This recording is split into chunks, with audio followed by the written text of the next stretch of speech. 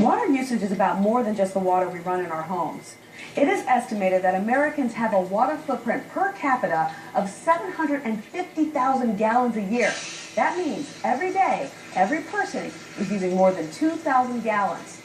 So what we wanted to find out is how much water goes into producing some of the favorite things that you like to buy at the grocery store. Let's go take a look.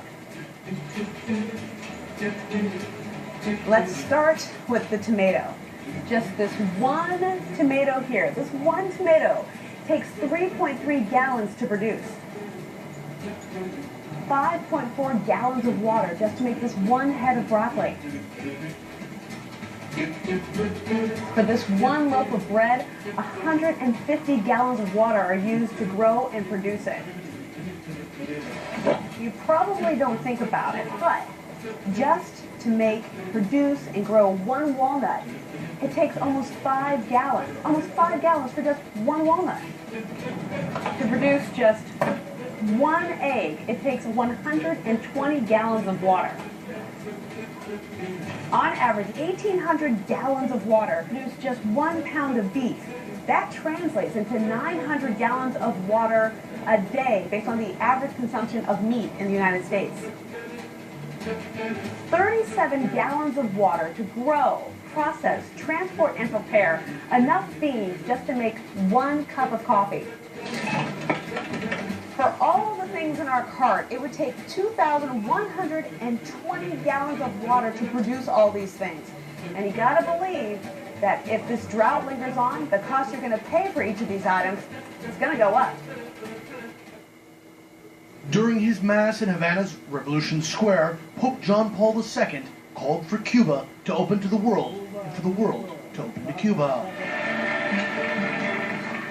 But it would take 16 years and 2 different popes for the U.S. and Cuba to fully heed that call. When the breakthrough came, it was thanks in part to John Paul's successor, Pope Francis, who played a key role in brokering the deal to restore diplomatic relations.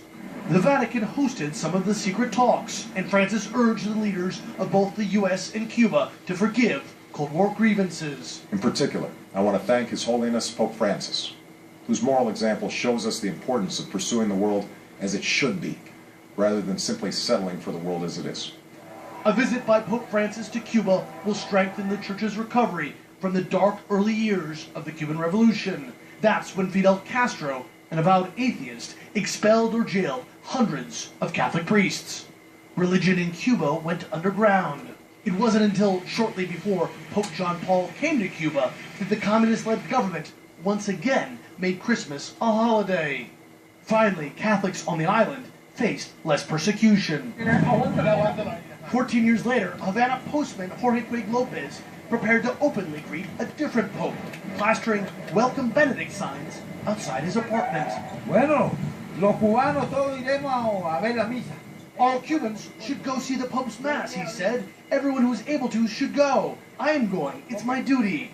Pope Francis will visit Cuba as Catholics regain more lost ground, recently winning government approval to build a new church, the first since the 1959 revolution. I hope the church doesn't stay within these 4 walls. Father Cirilio tells me that it will go farther than that with the building of the new church, there will be more people of faith. Pope Francis is the first pope from Latin America. Spanish is his native language. Strong indications that the Pope's message of reconciliation and faith will cross divides and resonate with the Cuban people. Patrick Ottman, CNN Havana.